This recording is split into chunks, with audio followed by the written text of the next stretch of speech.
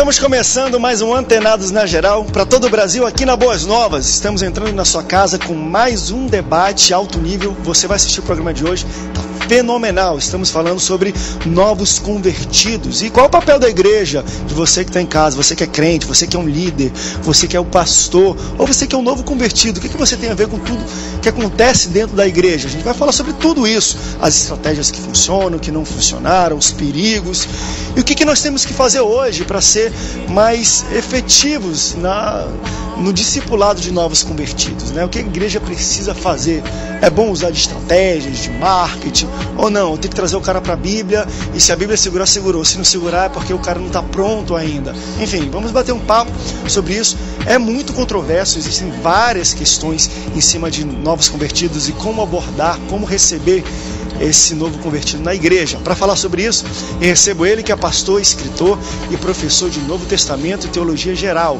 Também pesquisador nas ciências humanas, pastor Ailton Bezerra. Pastor Ailton, seja bem-vindo ao Antenados. Muito bom, André, estarmos juntos aqui contigo, os debatedores, e tenho certeza, você, telespectador, vai ser edificado por essa palavra, tendo em vista que Mateus 28, versículos 19 e 20, Jesus falou: ide, portanto, e fazei discípulos de todas as nações, batizando-os em nome do Pai, do Filho e do Espírito Santo. Então Jesus, ele usou o imperativo, ide. Então cabe a nós ir, cada crente em Jesus, como discipulador, discipular outro, fazer discípulos. É o papel da igreja, biblicamente falando, a grande comissão, e tenho certeza que cada debatedor vai contribuir. Vai ser muito bom estarmos aqui nesse grande debate. O pastor falou, dever número 1 da igreja é o ID, queridão. Quem nunca ouviu falar do ID, grande comissão? É isso que nós temos que fazer, ponto. Aí vamos falar depois da decorrência disso tudo também. Tenho aqui ele, que é pastor da primeira igreja batista de Rio das Pedras, aqui no Rio de Janeiro, pastor Daniel França. Pastor Daniel, obrigado pela presença. Obrigado, André, estar aqui novamente, pela prévia que nós tivemos ali no camarim. Com certeza a gente está aqui com homens de Deus e o debate vai com certeza abençoar muito a vida, principalmente dos novos convertidos, aqueles que estão com dificuldade de se manterem firmes numa igreja, né? De estar pensando em desistir, de repente aquilo ali não é para mim, né? Então hoje com certeza o cara vai tirar essa dúvida e vai ficar firme com o Senhor. Tá certo. Também recebo aqui ele, que é pastor de jovens e adolescentes da Igreja Batista Betel de Mesquita, pastor Fábio Luciano. Fábio, obrigado pela presença. Obrigado, André. Eu espero que os programas sejam uma bênção, não só para novos decididos, mas também para aqueles que trabalham com novos convertidos, que ajudam esse novo convertido a começar essa caminhada, para a gente poder orientar, ter algumas diretrizes básicas da Bíblia que a gente precisa estar atento a elas. Isso, a gente vai pegar a Bíblia mesmo, fala muita coisa sobre discipulado. Acho que não existe melhor estratégia do que aquelas colocadas na Bíblia. Às vezes a gente quer inventar muita coisa, tem que voltar para a Bíblia para aprender como é que é feito mesmo o negócio, rapaz. Recebo para finalizar aqui ele, que é pastor da Igreja Batista Aliança, pastor Henrique dos Santos. Pastor Henrique, obrigado pela sua presença aqui. Eu que agradeço, eu tenho certeza que esse programa vai abençoar a vida de muitos e, com certeza, também alertar aqueles que estão na liderança desses novos convertidos, porque nós não podemos apenas gerar essas pessoas e abortar ao mesmo tempo, largá-las por aí. Precisamos ter um cuidado assim, porque são pessoas que não nos pertencem e pertencem ao Senhor e ao reino de Deus. Nós precisamos olhar com carinho para elas e não apenas alcançá-las, mas trabalhar com elas, e com certeza vai edificar tremendamente a vida dessas pessoas que estão nos acompanhando nesse dia. Começamos bem, você pode participar aqui com a gente pelo Twitter, Facebook, pela internet, ligando e votando na nossa enquete. Olha essa enquete que legal. Você já discipulou pessoas recém-convertidas? Você já fez um discipulado com alguém? Pegou alguém que entrou na igreja, aceitou Jesus ali, pegou o número do cara, acompanhou, ligou, né? Foi na casa dele para dar estudo bíblico? Você já discipulou uma pessoa? Vote sim ou não por SMS, pelo Twitter, pela internet, e a gente vai dar a parcial no final de cada bloco aqui. A Bíblia diz: ide por todo mundo, pregai o evangelho a toda criatura. Isso a gente sabe fazer muito bem. Acho que na nossa geração nunca se pregou tanto o evangelho em todos os meios de comunicação, na rua, de carro de som, de não sei o quê. Ir por todo mundo e pregar o evangelho a gente está fazendo. Agora, a pessoa que aceita aquela pregação e vai procurar uma igreja, que já é o segundo estágio, pregar, a gente sabe também receber essas pessoas que aceitaram a nossa pregação. Vocês acham que hoje a gente está focando muito no pregar, mas beleza, e agora? O cara aceitou a pregação, vai procurar uma igreja, ele, poxa, mas isso aqui não é nada daquilo que eu ouvi falar. Nós estamos preparados para receber as pessoas. Hoje em dia, pelo modo que nós pregamos, porque a gente prega todo dia, qualquer horário tem alguém numa televisão, no rádio, em algum lugar, ou igreja, que mais tem pregando.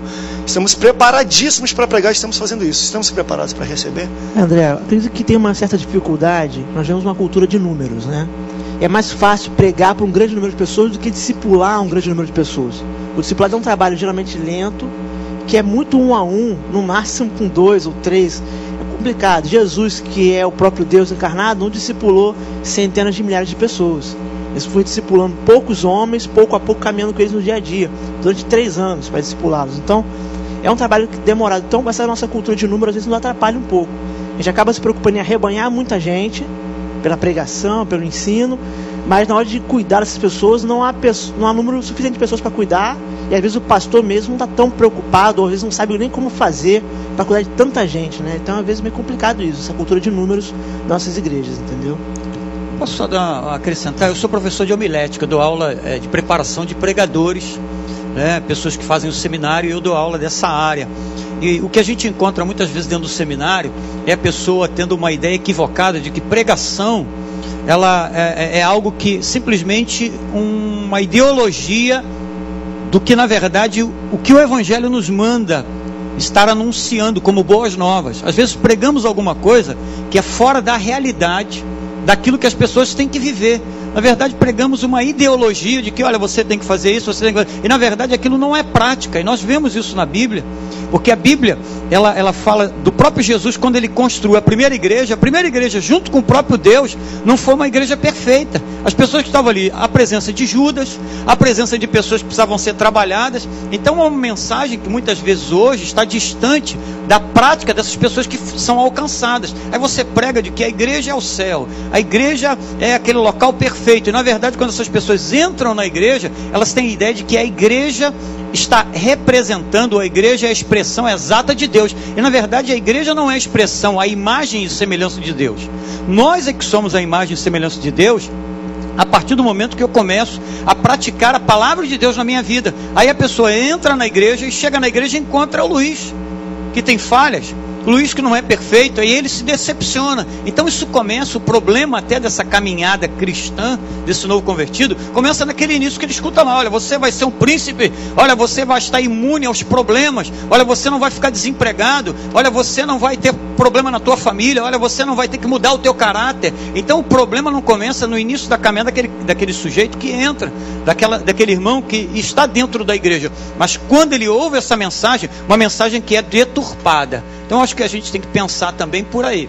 Olha só, eu penso assim, André, por exemplo, eu sou pastor da primeira igreja batista em Parque Eldorado, uma igreja nova, uma igreja que tem 13 anos, está fazendo 14 anos esse ano agora, e eu lembro que quando eu fui pastorear aquela igreja, nós tínhamos 4 pessoas apenas sendo discipuladas para o batismo, ou seja, doutrinadas, discipuladas ao batismo. E lembro que com 6 meses nós tínhamos 80 pessoas sendo discipuladas, de 4 foi para 8. Então eu penso o seguinte, tem algumas palavras que compõem a ideia igreja, entre tantas, né?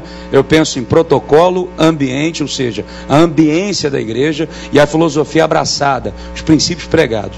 Por exemplo, em Atos capítulo 6, versículo 7, a Bíblia diz assim, e crescia a palavra de Deus, e o número dos discípulos se multiplicavam, e os sacerdotes obedeciam à fé. O que é o crescimento da palavra de Deus? A não ser mais pessoas vindo ouvir essa mensagem. Então assim, quando eu penso em protocolo, eu penso em que maneira essas pessoas que compõem essa igreja, esse ambiente, elas agem e interagem. Sobretudo, além da pregação, tem uma pregação muito maior. Olha, o professor de homilética abordou a questão de ensinar as pessoas. Isso é muito salutar, porque é bom ter um bom pregador trazendo uma mensagem bíblica e coerente dentro de uma ordem.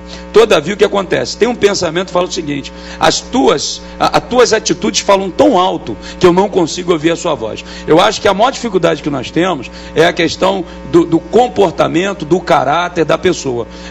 O que ocorre? Eu quero citar aqui 3 textos, passar aqui a palavra, no seguinte, o apóstolo Paulo, em 2 Coríntios, capítulo 11, versículo 1, ele fala assim, sede meus imitadores, como também eu sou de Cristo. Então existem muitas pessoas que também não querem se colocar, talvez assim como o modelo para alguém ou o paradigma para alguém. Todavia, somos imperfeitos, mas tem algo muito fascinante na vida de Jesus. Em Mateus capítulo 5, versículo 1, ele começa o sermão das bem-aventuranças. E ele diz, bem-aventurado, né? E a Bíblia diz que sentam 12 aos seus pés, os 12 discípulos, começa a discipular 12. E no capítulo 7, versículo 29, quando ele termina o sermão do monte, diz a Bíblia que tem uma multidão. Ou seja, o discipulado de Jesus, ele era atraente. Eu creio no evangelho dinâmico, no evangelho coerente, no evangelho crescente. Pastor Daniel falou uma coisa linda ali no camarim. Ele falou assim, rapaz, eu gosto muito de igreja, eu gosto de igreja, eu gosto de estar no meio do povo. E tem duas palavras que permeiam o Novo Testamento: Jesus e igreja. O tempo todo, os evangelhos, Jesus, as cartas, igreja. Bom, eu fico até tonto. Começou aqui, forte o negócio aqui. É fera mesmo. Mas meu irmão, eu tenho assim, aproveitando a palavra do pastor ali, logo na abertura, falando sobre o nosso ID. O nosso ID é para pregar o evangelho, ok? E o evangelho, ele é a mensagem da cruz, a mensagem de salvação. O que nós temos que pregar? Que o mundo precisa de salvação e Jesus é o Salvador. Esse é o primeiro ponto. Não adianta você querer discipular pessoas que não foram convertidas, que ainda estão sob completo domínio da carne, que ainda não foram renovadas no seu espírito. Paulo vai dizer que aquele que anda segundo a carne, ele vai fazer as obras da carne, e aquele que anda segundo o espírito vai fazer as obras do espírito e viverá para sempre. Então o que acontece? Hoje, aí entra na questão de marketing, de estratégia, nós queremos tornar a vinda do ser humano de uma forma fácil para dentro da igreja. E aí tornamos a igreja um ambiente agradável para que as pessoas venham. Nós colocamos cantores famosos, nós fazemos uma série de coisas, fazemos festas próximas às festas pagãs, tentando aproximar as pessoas. Não quero aqui dizer se isso é certo ou errado, só estou querendo dizer o que isso tem acontecido. Se chegando ali o cara vai encontrar uma mensagem de que ele é pecador e todos nós somos, e passamos por isso, e a Bíblia diz que nós temos um advogado que ainda quando pecarmos, ele está diante do Pai nos defendendo, mas que se ele receber uma mensagem, olha, você precisa se arrepender. A mensagem de arrependimento, ela permeia todo o evangelho e vai permear todas as cartas de Paulo, de João e Pedro e tal. Então o que acontece, queridos? Hoje nós estamos facilitando a entrada do cara para a igreja, porque ele precisa preencher os bancos da igreja. E aí como é que você vai discipular alguém que não foi convertido? Não tem como. Aquilo vai entrar por um ouvido e sair pelo outro. Por quê? Paulo vai dizer que é o próprio Espírito que vai testificar, Romanos 8, que vai testificar no nosso espírito que nós somos de Deus. E se nós não formos convertidos, não adianta que não tem discipulado nenhum. E aí o que acontece? Enquanto eu estou satisfazendo meus desejos pessoais, ou financeiro, ou de namorada, ou de relacionamento, ou até de clube. E aí, diga-se de passagem, a igreja como clube é o pior lugar do mundo, porque não tem piscina, não tem sauna, entendeu? Não tem mesa de ping-pong, algumas até tem. Igreja não pode ser clube, porque enjoa, o cara vai embora. Igreja é lugar de você mortificar a tua carne, de você entender, olha, eu sou pecador, mas o meu Jesus, ele pode transformar a minha vida. É lugar de dependência. É lugar que o cara chega ali e fala assim, Jesus é o Senhor da minha vida. Aí entra, Daniel, essa questão da mensagem. A importância daquilo que eu estou pregando. Eu estou pregando prosperidade, cura, estou pregando relacionamento. Isso é muito legal, muito bacana. É papel da igreja. Sim. Mas aí a gente começa, de fato, pensando sobre conversão. Aquele camarada que está ali dentro, ele é convertido? Se não for... Amém. Qual a razão disso? E o que ele ouviu e pratica não vai ter feito. A partir daí segue o acompanhamento pastoral. Uma igreja grande, você vai ter vários pastor de jovem, pastor de casais jovens, pastor de mulheres, pastor de evangelismo, vai ter vários pastores para estar conduzindo pessoas. Ezequiel 34 vai dizer, ai de ti pastores que destroem e dispersam as minhas ovelhas. Então é necessário que haja acompanhamento, só que acompanhado a trabalho. Aí o que eu faço? Eu pego um líder, dou 10 aulas para ele e boto 12 pessoas para ele cuidar. Meu irmão, você para ser pastor, você passou a vida inteira sendo acompanhado por outro pastor. Deus te chamou, te preparou, você foi forjado. Você pega um líder, 2 semanas você bota o cara para cuidar de 20 vidas, aí você vê isso. E a ideia, André,